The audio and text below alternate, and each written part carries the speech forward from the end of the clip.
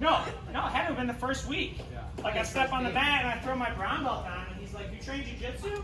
I was like, "What did you think we were doing here for 6 or 8 weeks?" He's like, I thought you were a really good friend of Coach Mo's. And I was like, well, I am, but I trained jiu-jitsu. Where have you trained jiu-jitsu at? And so like because he was in the kids class, I was in the adult class. Fast forward, even Coach Jabril has no recollection of me training jiu-jitsu until about purple belt. So good thing I have pictures. But anyway, so like he has since gone from like a child. How old are you? How old are you now, Coach Farris? 19. 19. He's gone from a child, responsibilities, even outside of the home, and he's really become annoying to, like, he's one of those, like, because you weigh what, like $120? No. $120? All right, so they, you know, like, you can't give him anything, and so, like, that's a true testament. It's one thing if someone my size learns jiu-jitsu, it's another thing if someone as small as Coach Farris does, and you have to respect that. So that is exactly, I mean, that's exactly what we're looking for, a leader on and off the mat. I know I can put him with anybody and not worry about his personal health. You know, he may not like dust them that match, but he's not going to get injured either. So that's what I'd say about Coach Farris, and this is super well-deserved promotion. So Coach Farris started training jiu-jitsu at about 5 years old, and I'll let him tell his story. But I've seen him go from a very, very shy kid to being a young man that commands respect everywhere he goes.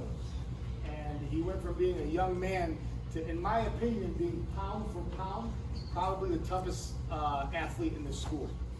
In my opinion, he's 100 and some pounds, and he's vicious.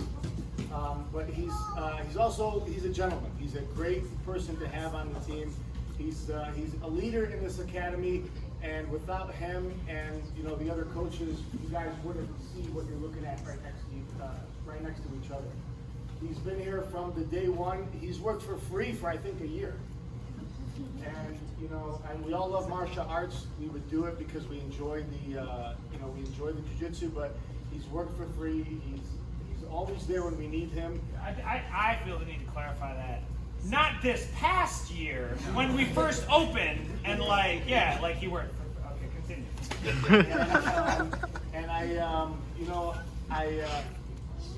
He's a celebrity here at Metro, and I wish that his mom and his dad got to see how everybody looks at him, because he's a very important person to me, to Coach David, and to everybody in the team.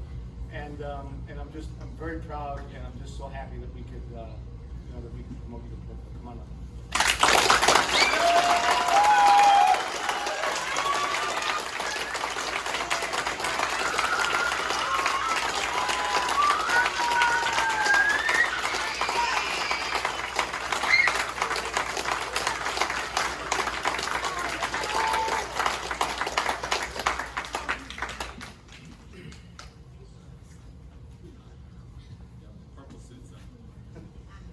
That black gi though. Yeah. What it is. So I started when I was 4 years old, about to turn 5, and I remember Coach Jabril was going one day, and I was at their house.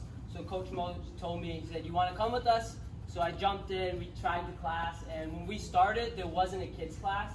We were kind of just on the mats while he was training, and then Coach Mo kept hounding the coach. He said, "Get them in a kids class, get a kids class, get a kids class." And for the first year, it was just us two and some of our other cousins. So there wasn't a lot of other training partners, and as we kept going, more and more people started to join the kids class, and then it took off from there, from competing to traveling, training, and all that. And then as I got a little older, I took a little break from jiu-jitsu to play a different sport. I used to play soccer, and then I came back once Metro opened up. And ever since then, I realized I didn't want to play soccer anymore, and I wanted to put all my time into jiu-jitsu. So for the last year and a half, I dedicated all my time to jiu-jitsu. I traveled, trained outside of Michigan. I trained in Texas last month, and I competed all over the country. And I think right now that's probably the best decision I've ever made, was to stop playing soccer and just focus fully on jiu-jitsu. I also have to say, you guys know Coach Farris has been a very active competitor. Something else that's extremely, extremely impressive about him is he's competed for, he moved up to the adult division because of his age, and he's wearing a blue belt, and he lost a bunch of tournaments. And afterwards, he'd come back and he'd train, and he'd go compete again. And he would lose, and he would come back, and he would go compete again, and again, and again. And he's been very, very resilient. He's been persistent, and anybody who's trained or rolled with him knows that he's a handful. And I remember one day somebody telling me years ago, when you're a purple belt, like, you can kick some butt on the streets.